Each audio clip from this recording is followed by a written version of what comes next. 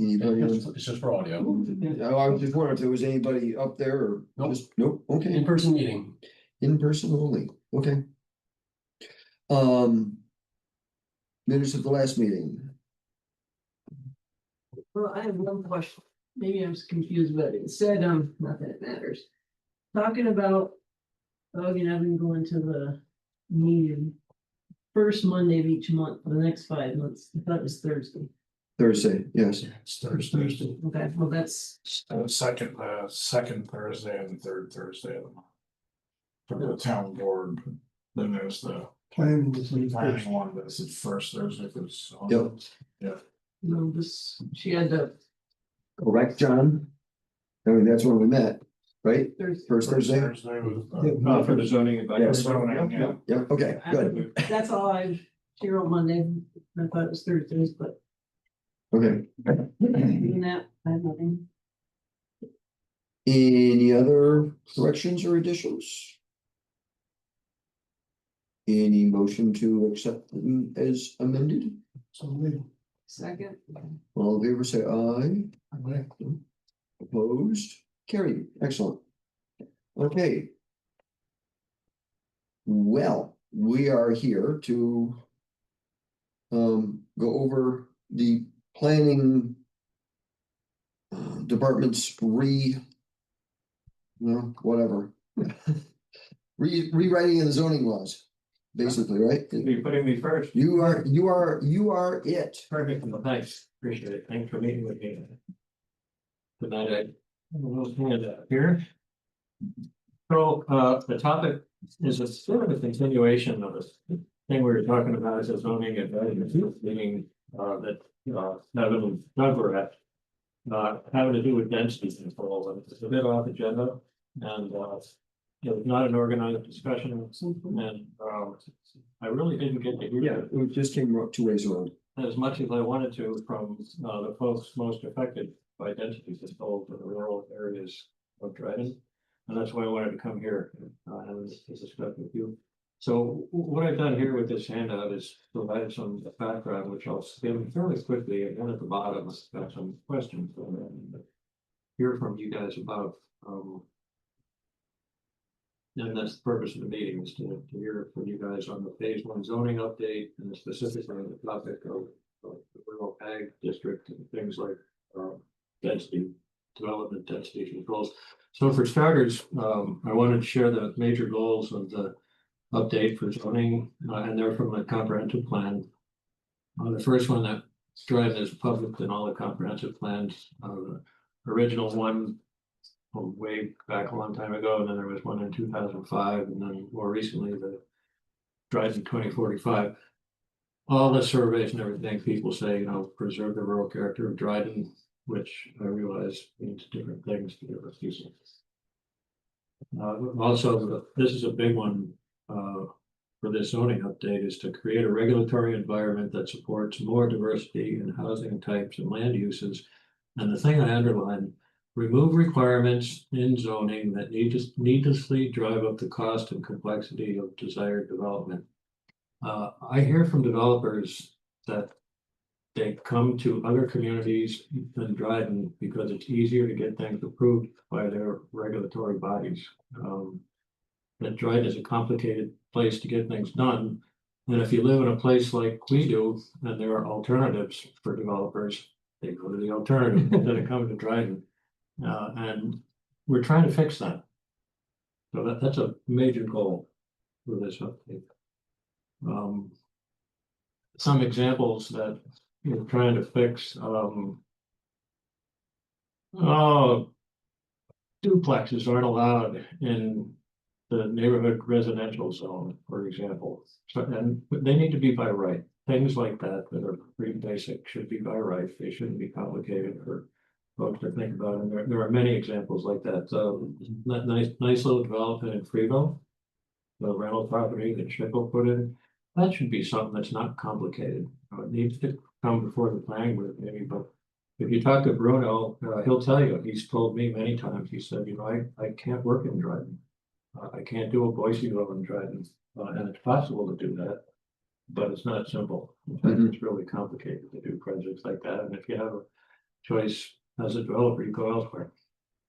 So we'd like to fix that. The third one is about clarity and zoning. The zoning is, there are parts that are hard to understand, there are parts that are in conflict with one another. Some of the definitions aren't right, try to fix that. The last one, D, some of the ordinances are in violation of New York State law.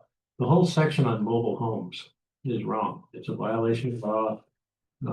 Manufactured homes on permanent foundations have to be treated like any other stick-built home. And if you read Dryden zoning, it's not that way. And there are other examples where the zoning isn't consistent with the law. So this is what we're after with the update on zoning. For the process for zoning, the town board appointed the planning board to manage the update project. And then the zoning advisory group, which Devin and Doug attend, is to provide critical review of the planning board's work. So I try to bring proposals, decisions and stuff like that to the, what I call the ZAG, to seek feedback on it and hear what people have to say. We split the project into phases. Phase 1 is about data centers. There's currently a moratorium on data centers. So that needs to get fixed in zoning. Battery energy storage systems. We had a company come in and propose a big $100 million plus battery facility here in Dryden, currently not a permitted use because it's not listed in zoning. So we're proposing language that will allow that. That's a controversial thing. And then finally, housing, which is the big thing, is to work to ease regulatory restrictions to make it easier for folks who want to come and build housing here to do it. And that's the principal focus. We hired CPEA, that's Nan Stoltenberg. I think you met Nan. She came. Just via email, we've never. Oh, you haven't? No, she's never been personally Yeah, okay. with us. She's. Doug and I have seen her on Zoom, but that's it. She's probably a couple hours away. She's been here a couple of times. She's a farmer. She lives on her family farm and she lives a couple hours east of here. Does zoning pretty much exclusively for rural communities. And that's how we picked her. We had a few different companies and she was unique. She also happened to be a quarter of the price. But you know, that wasn't the only reason we picked her. She really knows her stuff and she knows a lot about challenges and methods and stuff like that that are appropriate for rural communities. So the planning board will make recommendation. Town board, I think that's going to happen fairly soon for this phase 1 piece. I'm hoping to be in June. But of course, it's up to the town board to determine, approve, and enact the scope of the updates. So planning board make recommendations. It's the town board's decision on what gets included. So a desired outcome from phase 1 is all about increasing residential development. You know, the data center and the battery storage is a sort of a side piece from my perspective. The big thing for Dryden that we've heard time and again is that there needs to be more residential development here. So I guess for me, I'm interested in what your views of that as farmers here in Dryden. This first bullet item I put under questions for the AUC. Zoning is less restricted in the rural residential district compared to the rural ag district, which seems odd to me that you can build more diverse types and so forth of housing in rural ag and rural residential. How do you view that? How do you view rural residential development in rural ag? Is that a welcome thing to have housing built? Does it matter? See, from our perspective, keeping housing tied together in more developments than in open space is better to preserve, if you ask me, the open space. You know, I don't know how people view, when people say they want to preserve the rural character and open spaces, right, is that, you know, 3 or 4 acre house lots over and over again, is that open space or is it open farmland? You know, what is open space to them? For me, you know, we are challenged by subdivisions and, you know, a 3 acre lot here and a house here that split fields and fields and fields apart. So we just become less competitive than farmers in other areas. So I would honestly, for me, I would prefer to see housing, you know, condensed as much as it could be in more neighborhood, you know, like what you would have down the road at Leisure Lane. Leisure Lane or something of that nature versus Or even further away. yeah, not saying. Yeah, for her, she would like Leisure Lane farther away, yes. I know what you're saying, Things, you yeah. know, of that nature in areas that aren't prime farmland. It, totally agree, it splits up land and stuff, and it also brings people in the mix. It Mhm. just, I don't know, there's not much that gets me riled up more than yesterday. I was driving along mowing our field driveway, and then I noticed a path right across Austin's beautiful alfalfa field on one edge of our property, and so tonight I drove down there and on the side by side, and it continues across our cornfield. I don't know where they were going. I didn't have time to keep following it, but they're just, they have the impression that if it's open land, it's free for all. You know, no boundaries. Where they would be upset if you walk through their backyard. You pay taxes on a bigger backyard. But you still pay taxes and you still had to bust your butt to buy the property. They think I have no idea that's just one instance. And those people down there, we kind of let the hedgerow grow up. It's just keep them, maybe shields them from the dust a little bit or the noise and then so we can kind of put them out of our mind. Well, some of them come on our side, there's no fence there, and cut all the brush down so they can look out over the fields. It sore point, but that's, in my perspective, that's one of the huge negatives of people being, you know, a house here and a house there. There just happens to be 20 or 30 of them down there. And So I've been here for a little over 40 years. I live up on Irish Settlement Road.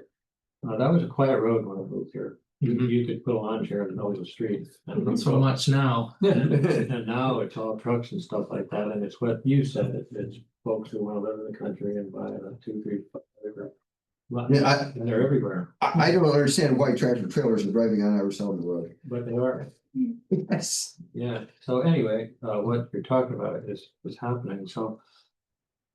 Other thoughts on this? Does anybody think it's a good idea to have lots of residential lots going in the way they are now? no, I don't think it's a good idea. No, I don't think it's a good idea, and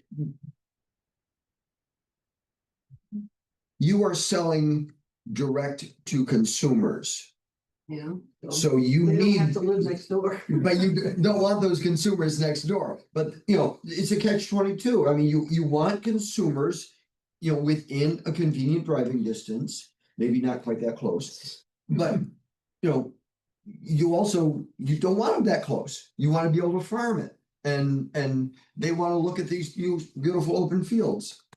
Now, in the past, when money's been tight for a farmer, he sells off a house lot on the edge of the road. And then after a while, you've got house lot, house lot, house lot, house lot, and the only open fields are in back of the houses. And you are then working in somebody else's backyard or side yard or whatever. And, you know, not just her, I've heard from others that garbage gets thrown over the hedgerow. You know, that old TV is over the hedgerow. It's in your field and that sort of thing, you know, which was a problem a while back, but I haven't heard a lot of people complaining about it now. But that was a big complaint for quite a while, that everybody thought that, oh, we'll just throw it in the hedgerow. So I wasn't here when the 2012 zoning, I wasn't paying any attention to what I was living in. So I heard that the initial proposal for lot size was. Nick Craig Anderson was telling me 9 acres or something like that. but Yeah, they were big. Huge. They were big, Yeah. and that there was a very strong negative reaction from the Yeah. community about that. They said, "Well, what are you talking about 9 acres?" Well, I'm hearing from you that. That wouldn't hurt your feelings, that it would make it fewer people. Fewer people, but it really chops up the farms. It was. Because- I mean, it could affect us poorly in the same manner, Mm-hmm, because farmers could still. Subdivide that, and now you've lost 9 acres instead of 3 acres or whatever it might be if they decide not to keep it in a tillable acreage. right, I So mean, that could hit us in the same manner. Depends on who's buying and what they plan to do. I see, so you're saying it didn't accomplish anything and it. I don't know, Isn't that what happened down, was it McClintock? Some of those Yeah. lots down there, huge. right. Mm-hmm, there in South Concern, yeah, Just, right, and lawn Yeah, recreation they- enjoying selling large lawnmowers. yeah. A lot of it becomes lawn and whatever else and not productive. So instead of having dozens of 2 and 3 acres, you'd have dozens of 9 acres. Right, Yeah, which I don't know if this is any better. Right? Depends on if they keep it. Yeah, I mean, I hate telling people what they can and cannot do, what you With- can sell and can't sell, but to encourage something like that just seems. Ridiculous. counterproductive. As you were saying, what do you want to see? Open fields or open backyards? Yeah, yeah. Doug, what's your thought about this? Oh, well, I'm not a real farmer, so it's not sure my voice carries much weight, but there's a place down in Maryland, just west of Baltimore, where they've limited development to the hillsides for residential, and they've kept the valleys open for farmland. It's a really, really beautiful place. I can't remember the name of it now, but a lot of big horse farms in particular down that way, and probably some cattle, pedigree cattle too, but so they've limited to certain areas they built here. Now, in some place, in Ithaca, we've done that on what's called Sunny Slope. That area on Ellis Hollow Creek Road on the north facing, south facing part. There's a lot of hills up on the hill, you never see them. And in theory, the farmland in Ellis Hollow would be open. There's not much of that left now. So that's one model. Another model is little cul-de-sacs, Genung Road, which runs. Yep. Okay, so if you go down Genung Road, there's a couple of little cul-de-sacs off Genung. Genung's Yeah. quite enough. But some others where you just drive back and then there's some really nice residential houses and they're actually in the woods too. that's what I would envision, the cul-de-sac or the term that I can Yeah. think of. Mhm. Yeah. Mhm. Makes it hard for the snowplows to turn around Yeah, sometimes, no, I but if you make understand. make it a horseshoe, then it could work. Yeah. And- These are kind of social models that kind of they have in England. If you go to Europe, you've got big open farmlands and people live in villages and they have a little pub they can walk to and shops and. But America hasn't adopted that. We've got the automobiles. But it would be great if we could have a model like that. The farmers would like it and people would probably like living in a well-planned development. Now, up in the Syracuse area, my younger brother sells real estate up there in Baldwinsville. And you'll go by massive amounts of unfarmed open fields. And then all of a sudden come to a housing development. And they're all packed in like Yellow Barn Road or something like that. And. But they want to have close neighbors. And feel more secure when they have close neighbors instead of a house way out in the middle of nowhere. Right. And then, there's all this open area in between. Somebody ought to be farming it. Right. I'm sure it probably will be, but it's just right now not being developed until somebody is going to, develop the whole thing with 50 houses in that 100 acres or whatever. Now, I had a thought that went through my head, and as you get old and senile, they go so fast and don't stick. Austin doesn't understand what the rest of us. Yeah, talking to his grandfather, he probably,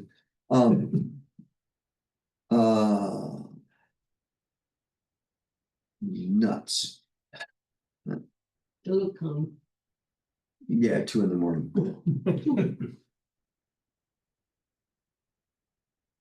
Is Dryden growing? I would say so if people are looking to build all this housing. It's Is the population stable or is it increasing? increases slowly. Slowly. It's not exploding, but you know, when you have the apartments going on over here, it'll probably increase as there's spaces to live. I think that apartments are an interesting example, so the Luceni apartment, Yeah. we're talking about in the village. Luceni's convinced that there's great demand from people for Rentals. rentals, right? But people who would like to live in Dryden. Yeah. So my sense is that, and that's what this phase one zoning is all about. Is to not have a difference between rental and owned property. So, for example, right now, if you want to have an accessory dwelling unit on your property, you need to own the house. But that can be changed so that the house and the ADU can both be rentals. It's clear that more folks want to rent. We talked to Bruno Schickel and that little community in the village of Freeville. He said, well, people were lining up for that. So I think there's opportunities to attract more people to Dryden. I'm sure there's a lot of people who work for Cornell who would prefer not to drive to Watkins Glen or Elmira every day. They'd love to live out here. Yeah, so If they could get affordable housing, I they think want to the- buy. They want The to buy. potential for growth is there. And that's one of the reasons I wanted to talk to you guys because the way zoning is written right now. The growth can occur anywhere. Zoning pretty much treats everything the same. And I'm hearing, I think from you guys that you would prefer not to see it in the agricultural district. I remembered, and I wrote it down, this thing. Water and sewer. If there's gonna be development, most likely it would be in areas where water or sewer are available, at least water. And that would put it in clustered areas. You know, you're not gonna be having those house scattered all around, you know, when Hap Sad built the Yellow Barn development, he put a well in up top and ran water to everybody. Now that's part of the Dryden system, but Yeah. for control owned by whatever, managed by whatever, We managed it now. right? But it was originally put in by, that was a selling point for that development. And that kept all the houses in a clustered area. Yeah, and their lots are big enough for them as their septic, but there is no sewer over there. No. But if you wanna have like apartments, you have to have sewer capacity or the size is limited by Mhm. whatever the health department will allow for septic. Right. But So that's where like the Boysville stuff is, I don't know what he did in Caroline. You need to have a big enough area to have some kind of systems, septic system like the on a Hanshaw, the Hanshaw Village, they have one, but they have a septic system, but theirs is actually failing. What is that, the trailer park? Yeah. And that one, I mean. used to be Schwann's, Yeah, so that's. back in our day. Yeah, so. I know the town, I mean, they want us to get, they want us to partner with them on a CDBG grant to get municipal sewer out that way. Because otherwise, they're gonna, I mean, like the one on. The other Conjure one had to shut down completely. That was right, It was on the, right now where Phil's Way and Bill's Way Mhm. are, like that one. Cause the septic system completely failed, and it polluted the water. Covered? mhm. Yeah, so I think there were 20 homes there or something, and they had to leave. There must be a water sewer map of Dryden. Yeah, Sure, the where the water line- sewer that we have is really Varna. There's Peregrine Hollow up in, it's right next to the town of Lithgow line up in Snyder Hill. Cardinal Drive and around there, and Hanshaw it goes down to, I think, was it the mailbox, put the mail on there? I think it goes right to there. And then down up near where Guthrie and the Armory and all, that's where it ends, and then it also ends at the NICEAG building. On at 366, and then the village, the Dryden has its system, and there's a little couple of offshoots outside the village. Cortland Road Sewer District, and then the Freeville has some sewer capacity. I don't know if it's on every street, but theirs is pretty small. It sounds like most of those places are not rural residential or rural ag. No, none of them are. None of those places are. Getting back to your original question. Yeah, so we can bring out all the cluster this development, like there's not a lot of places in the town to actually cluster development right now. But it's interesting, a number of years ago, I did a little study when I was early on the planning board. Where I got data on the 2-year period before the 2012 zoning update on development. And then the 2-year period after the zoning update, and I put little dots on the map showing where the development happened. And the zoning update had no effect whatsoever on where people were building. And it looked like you fired a shotgun at the man. It was not clustered at all, that I could tell. Yeah. So it's pretty clear that things aren't rolling out the way. It didn't work the way they planned. Southworth Road, that trailer park, Pleasant Valley or whatever it is. On Southwards, the Yeah, Yeah, Lynn Wright's old farm. yeah. Is. Do each one of those trailers have their own septic system? Or, If that's probably one for the park. I think it's one. okay. Yeah, but then a lot would have to be a certain size. Well, yeah, I mean, but, They have but, to but they are packed in there and I'm like, well, where's the system? It's, I don't know where they have to have a spot on the property where it all flows to. Is it one mat? I mean, there's a little merry-go-round in a couple of, mailboxes out in front. There's a green space. But You know, This- unless the village that- system runs out there. I don't think it does. They Then- have to have a septic field somewhere. yeah, that's why I was often wondered. I mean, if it's a spot where the grass is greener and you. It is. Well, there's a couple of fields near there that we get hay off of, and it's not owned by the trailer park. Oh. So Hmm. I'm a little baffled as to. There's a lot of little toilets out there getting flushed and it's gotta be going somewhere. Yeah. And I can't believe that each little trailer's got a leach field between it and the house next to them.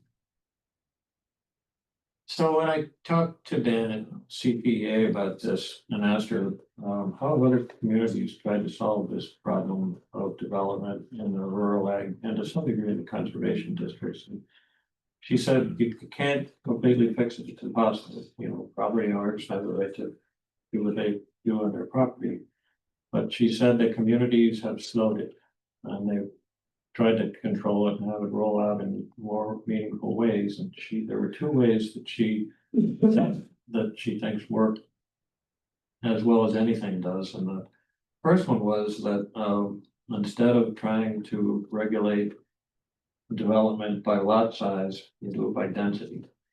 So you say to your property owners in zoning that you can have 1 developed lot per, pick it 5 acres, 3 acres, 10 acres, you can have 1 lot. The lot can be 1 acre, but you can only have 1 of them. And that slows it down. It doesn't fix it. It slows it down. And then depending on what you pick for your lot size, 5 acres, whatever, you regulate it that way.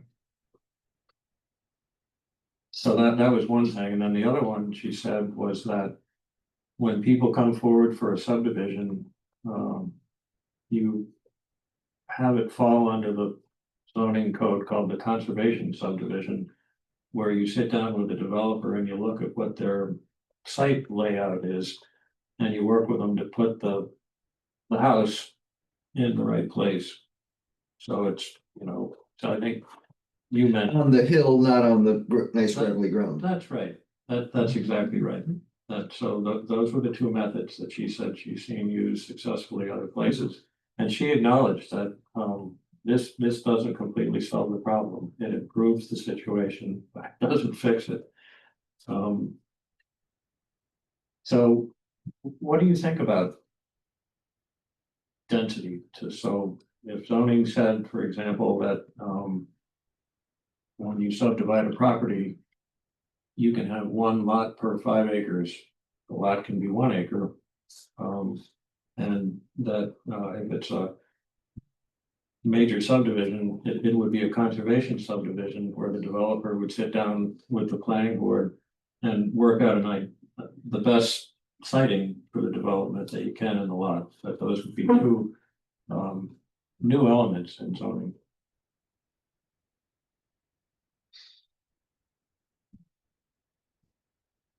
So if someone has 100-acre farm and they want to, under that scenario, they want to sell one lot, they could sell 5 acres or 4, 3 or 2 or 1. But the footprint would be there, 5-acre footprint. If they wanted to sell another one, it would be the adjacent 5 acres perhaps. It wouldn't necessarily be clustered in that same 5 acres. It depends how the ordinance is written. Okay, so if you see where I'm going. Yeah, right now, the conservation subdivision ordinance, which requires the thoughtful layout of the lot, only applies to major subdivisions, which is 5 or more. It doesn't apply to the minor subdivision, which is approved by staff here, not by the planning board. So the guy who's got 100 acres could do 4 projects like you just mentioned. The 5th one would then cause the overall property to become a major subdivision. It doesn't matter if you do them all at once or one at a time. As soon as you hit number 5, it's a major subdivision, and then the property owner is required to bring the plan forward. So again, it depends on where you define that threshold, on where the definition of conservation comes in. 1 lot or 2 lots or 3. What it would mean is that, so suppose you pick 3 acres as It's just, its size, where you can only have one developed lot for 3 acres, like then the guy who had a 5-acre lot couldn't subdivide. Because that would be, 2 lots on a 5-acre property. So it would slow down what's going on now, I think, where somebody sells off a 10-acre block of their larger property, and then the guy who owns the 10-acre block then splits it up into multiple lots. It would greatly limit that, so it would slow things down. Slow down the increase of density, but the 10 acres is gone from the farmer already. That's out of production. It doesn't matter whether there's 10 houses on it or 1.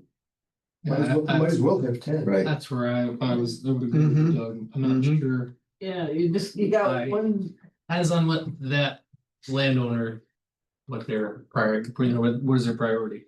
And what do they see their lot, if it is in production? So, but I thought I heard you say earlier that the cutting up of the land into individual properties causes problems, but also just having lots of people cause problems. And this would solve the second one, not the first one.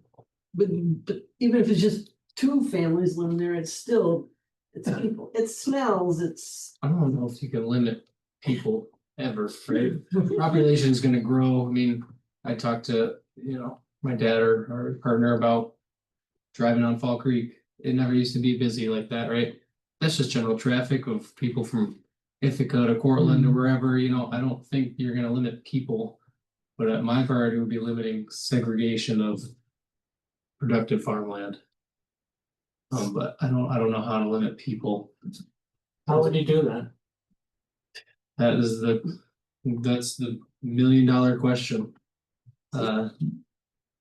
Like I said, I still focus on taking areas that aren't necessarily productive farmland and trying to condense communities more than build that's an open space. what, another thing with that example. You got a 10 acre, you can only do it once, or 5 acres, you can't split that again. Say we're not talking farmland, say it's marginal land that nobody's farmed in forever. How are you gonna distinguish where you will let them make smaller lots or don't? I. See what I'm saying? You might. I mean, Austin's got, maybe there's some place that's like you're sick of it, but on the other hand, you don't want people there anyway, and that's worth something, but. So that's sort of, So somebody that's, yeah, you know, is 70 and they've still got 30 acres of what used to be their farm and. They wanna chop it up or. but it feels like a blunt instrument that you're. Hitting some people that are the right people and other people that aren't. Well, the people who are selling those off, they don't want to chop it up. They probably need to sell. Mhm. They probably need money. Right, And there are programs that will help people keep land undeveloped, like the farmland protection programs and the Finger Lakes Land Trust will can help you in some ways or other. They're not perfect, but they tend to preserve open land. Don't they? Yeah, Mm, The hoops you have to jump through for some of those Right, things. that's true. It's not perfect, but it's the,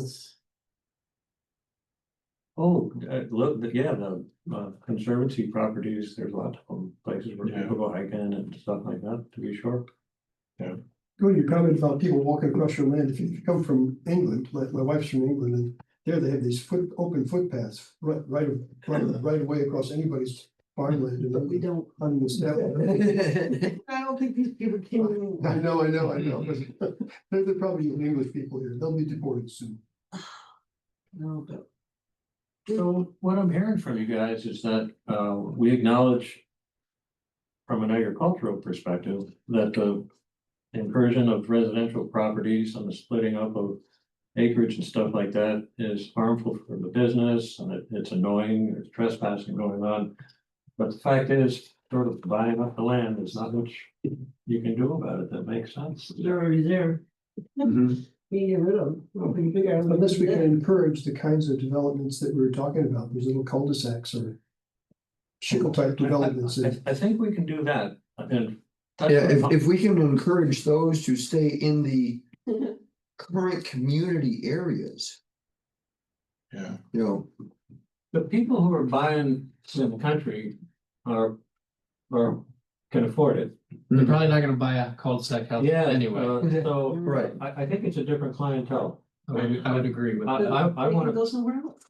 I said, Why do we necessarily want them all in Dryden? What's the plus for all this? I don't think it's that we want them, I think it's that they want to be in this rural character.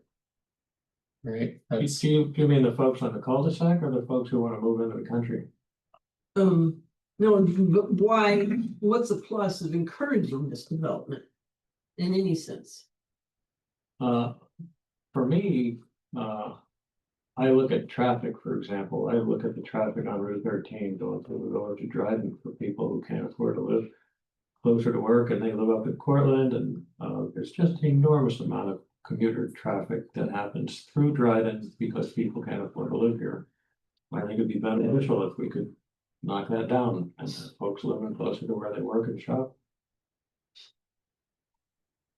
And I think they would like it too. Yeah, and I think if you like those, that kind of development, you're gonna wanna put on where we have like existing.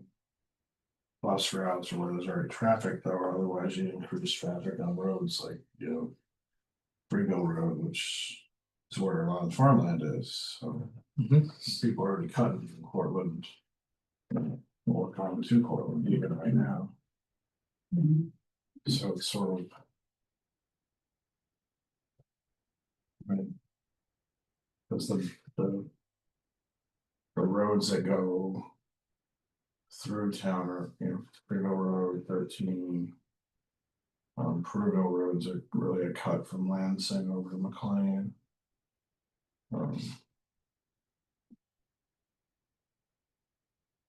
And we're trying to nudge the development into certain areas, and so it's not a 2-acre lot along all these roads. Yeah. Where they are enjoying their backyard that Tim is paying the taxes on and the mortgage on.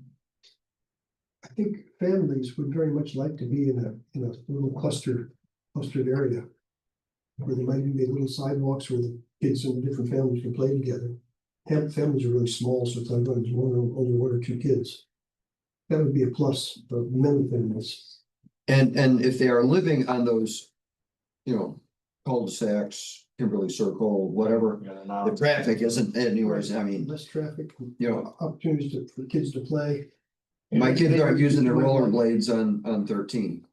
Yeah, well, right now, where I live in Ellis Hollow Road, people think it's like a regular suburban neighborhood. They're walking on the road all the time, which is insane. It's People are pretty fast traffic people go along there. fast. Right. And so it's not, like, that's, and what happened there is exactly what you're talking about, with houses being cut into the farmland, and that's how Ellis Hollow Road got developed. And it's not great. So, So as I said, right now, when you look at the districts across the town, there's not that much difference in the way zoning is written. I'm not really hearing folks So say the that answer is yeah. by turning up the regulations on the rural districts, the rural ag and the conservation, that it accomplishes anything. No, Folks who want to move the country, whether it's a 3-acre lot or a 9-acre lot, are probably gonna do it. it needs to be turned down near the current areas of development. Yes, and the zoning update will make it, Not restricting what Kim or Austin or I can do with our property, but make it easier for what somebody can be doing. it'll make it easier for dense development to happen. It'll allow smaller lot sizes, it'll allow things like the setbacks, the front footage along the road.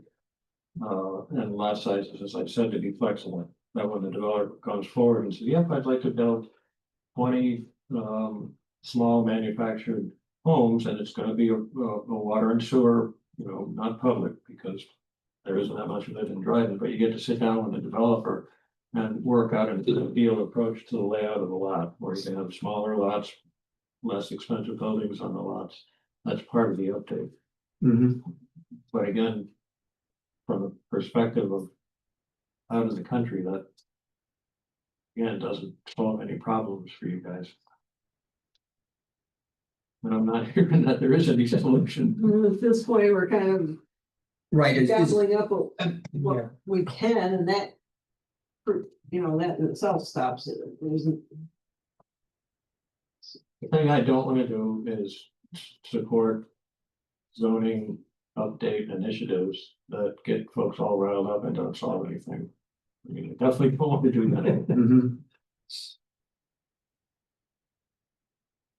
Of course, with lot size, there's, the health department has something to do with that now because, 1 acre. well, they say you gotta have room enough to do 2 septic systems. In case one fails, if the lot's gotta be supportive of us updated the septic. So that tends to make the lots, That was Maybe. Nan's observations. She said to me that the way zoning is written right now, it's possible that all the developable land could turn into 1 acre residential lots.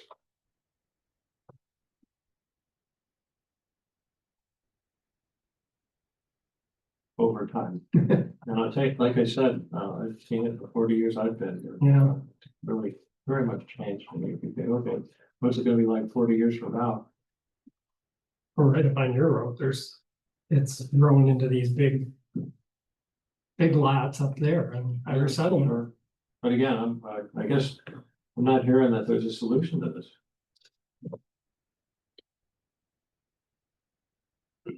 And then anything we try to do to fix it, we'll get people riled up, and it doesn't sound like it's something anything. No, but if you. How many people are object to less regulation? Nobody.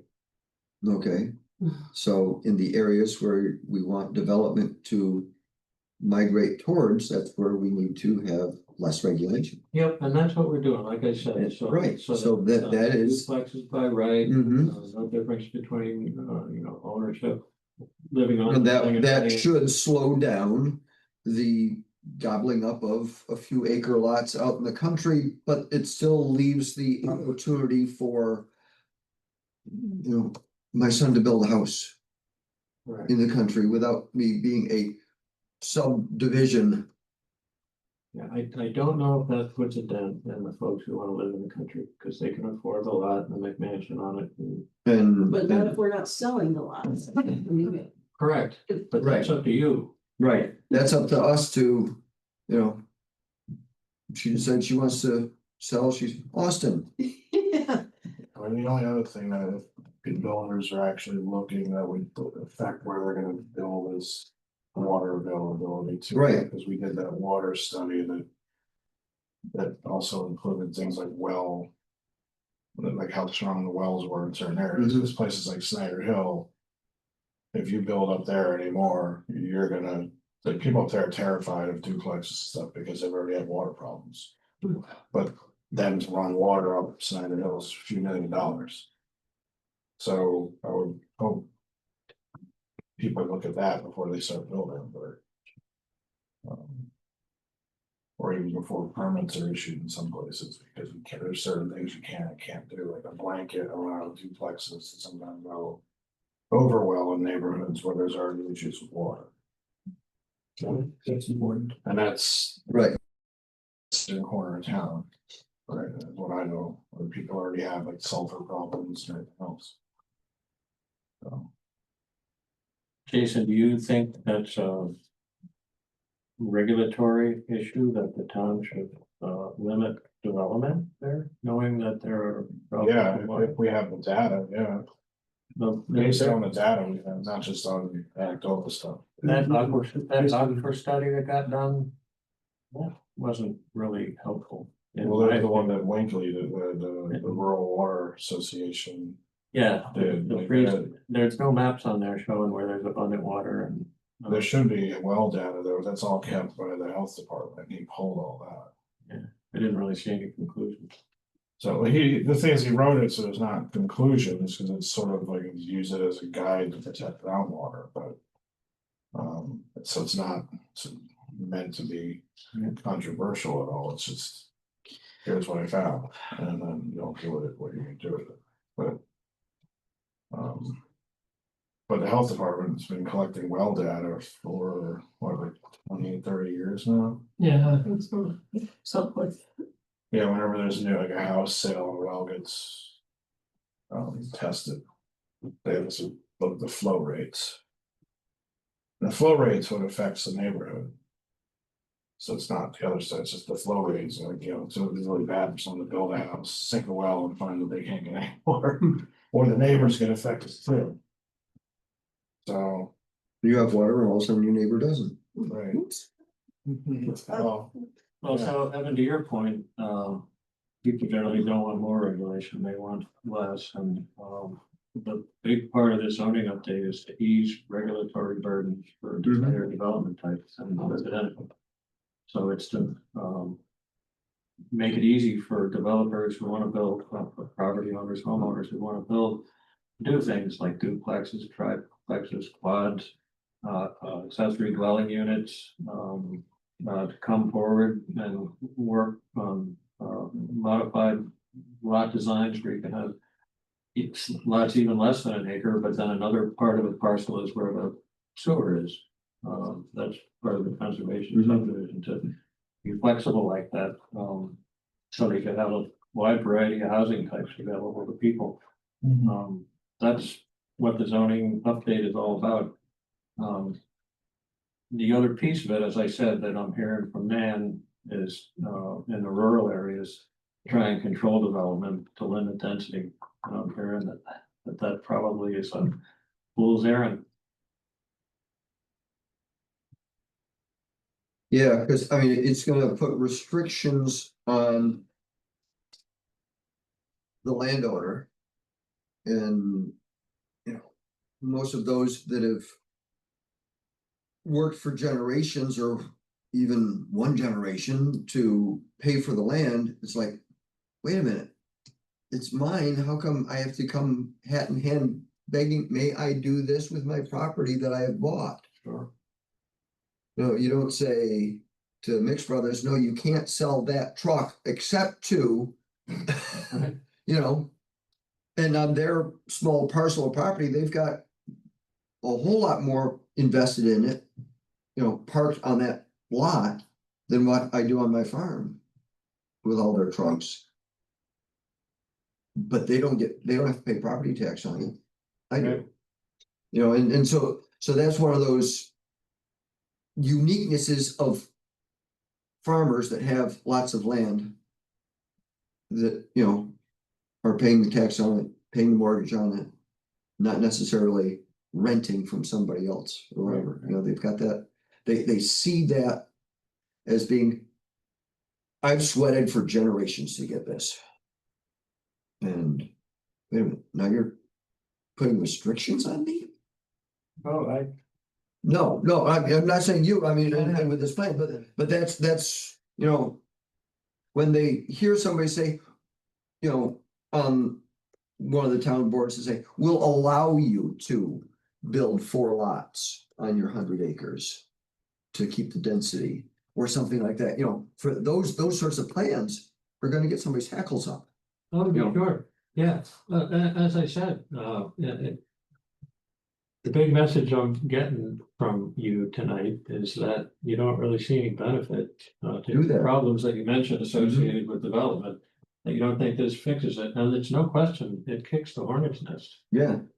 Now, she was saying that a week ago, 2 weeks ago, whatever it was, something about. We were only talking about the stick. She had some ideas about a carrot to go along with. A density plan. I think the carrot she was talking about is the concept of the conservation subdivision, which provides great flexibility on how the property is laid out, you know, Mhm. it's not 1 acre per lot or 2 acres per lot. You can have half-acre lots and lay it out right so that the septic can be off the lot. I think that's the carrot she was talking She was about. talking about, okay, But you can write zoning language which gives the property owner a lot of flexibility over how the property is laid out. And things like setbacks, front footage and stuff like that are all flexible. Which they're not now. In many cases, I think that was the carrot. okay, Which we would like to make available to everyone across the town. not just in the conservation, yeah, Everywhere, yeah, Yeah. because we want to encourage these communities with smaller lot sizes, with smaller house sizes. Affording the opportunity to put the utility, the sewer system, not on the Mhm. specific lot, and have a homeowners group that takes care of the cases where there's a sewer that's. and those are the things that Martha would be interested in trying to keep the. Absolutely, The price down Yeah. on the housing. so that's in the mix, and that. Well, I think there will probably be property owners. In communities that are primarily single family homes. May not like the idea of having a duplex or. Or a rental property next door. So It's, I think, it's rare to have these zoning decisions made where everybody thinks, oh, that's a great idea.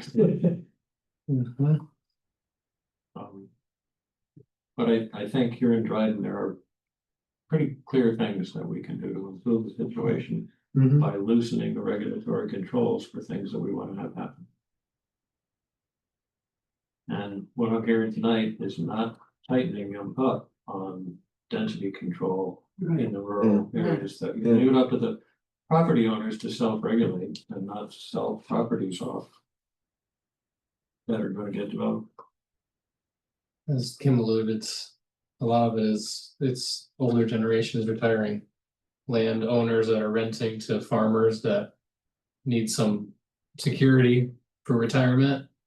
And that's who we lose, that's how we lose ground. We never sell ground right? We don't sell ground, that's just period, we're trying to grow, we don't sell it. Mhm. It's a landowner that we rent from that, you know, might be 60 and needs a retirement. It's not old.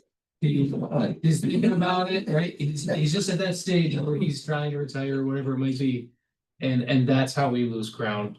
Yeah. And so we don't have the control or so, you know, I don't. That's the hard part is you're asking everybody to think like we are to preserve it for production ag or whatever it is, open space and. Understandably, people don't have all the same goals like that and that's our struggle. But even if that's their goal, if their goal is also money, I mean, I realize that ag land is increased, it's getting closer to development prices now than it used to be, but. I mean, you wanna be in the position of telling somebody that they can get sell off a building lot, because you want it, you see what I'm saying? Mhm. Yeah, and then this, with the soil maps, so you, I mean, you put those together when you were. And those are the places you wanna know where the better soils are to protect Yeah. those from development too, though, so it's not just a. Yeah, The loosening of regulation is not a bad thing. yeah, Whatever we try to impose, we are doing to ourselves, or doing to Yeah. everybody. yeah, I can think, cause I just went through this in the town in Virgil. I specifically put, you know, planned to put my house in a place that had no effect on anything that we're doing today, tillable acreage wise. yeah. Cause I don't wanna take, we're searching for ground and for me to like steal 3 acres to build a house would be exactly against what I preach, right? So I stuck Exactly. it in a brush lot that we're not using. And I wanted to make a flag lot. To avoid any loss in the future, say I had to sell it for whatever reason. Problem is like it's not right against the road, right? It's over here, the road's here, I wanted this flag and I want my lot here. And Virgil fought me on this because I was trying to go around. The field that we owned and worked, right? I didn't wanna just make a big square and someday lose it. Oh, they fight it because of the flag lot? Yes, Yeah. so like there's value in loosening that regulation so we can, Yeah, I don't have to jump through 16 hoops to get that lot to preserve the 6 acres that I, you know. It wouldn't change if it's in my hands all the time, but if it were to sell, you know, we're just trying to avoid losing Losing it. we're something. trying to not lose goods. Yeah, right, so that was just So did they finally? yeah, Come it was around? fine, it was great, but you know, had to get the variance and jump Yeah. through the hoops for them and. If that wasn't so tight, there might be a change, maybe, if it's a person that has that thought in mind that I wanna preserve some of this. Yeah. Right. I don't know. From my perspective, Yeah, that would make it easier The for width of your staff of your flag lot is too wide, it's too Yeah. narrow, it's. all of that, yeah. Yeah. So Jason, this topic of density control, it's sort of peripheral to the phase one, which is primarily about, allowing greater flexibility in housing. It was just something that Nan brought up. She's looking at our zoning and said, you know, the first thing in all of your comprehensive plans is to preserve the rural character of Dryden. He said your zoning will just let 1 acre lots get built everywhere we can build stuff over the long haul. You're not doing it. And so I kind of let it sneak into the agenda at the zoning advisory group last week. But it's a distraction. And it sounds like it's just opening up a can of worms. I'm gonna try to accomplish it by incentives rather, Incentivizing. yeah, then regulating. Okay. Well, thanks, guys. This is an eye opener for me. I appreciate you sharing. Is there anything else zoning wise that is?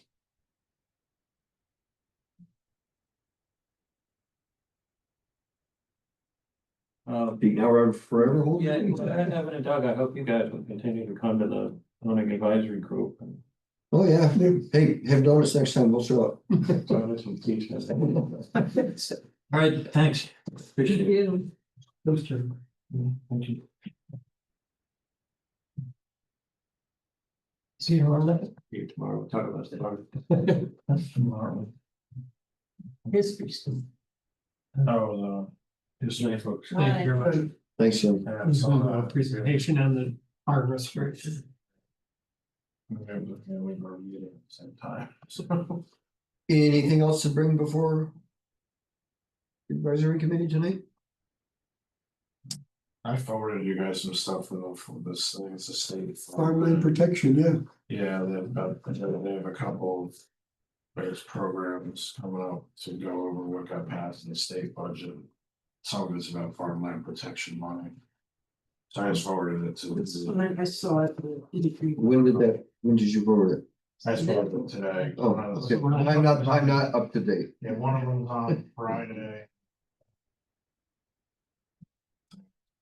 But it's more to explain what was done at this point. Mhm. That group, they also end up talking about things like the federal farm bill and stuff, where those start coming out. So, I don't know how into that you are, but Apparently not. I don't follow it probably as much as I should. It's really dry. yeah, a lot of it's just about how much money is getting shoveled one place. Yeah. They're not lots about regulation, is what I gather from. I mean. So. And the only thing that really impacts us locally, I think, is if the state gets farm protection money that they're gonna use, like they're using, that's all we're talking about. Uh-huh. Um.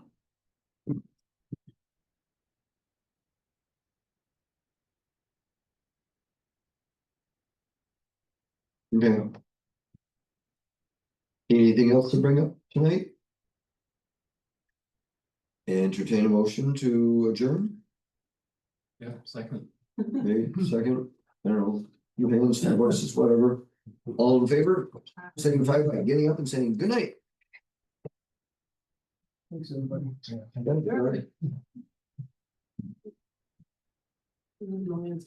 The answer, buy everything you can buy when it's available. That's what I hear. I tried to buy that, nothing, Dad did, and the word was that he offered more than they ended up getting. And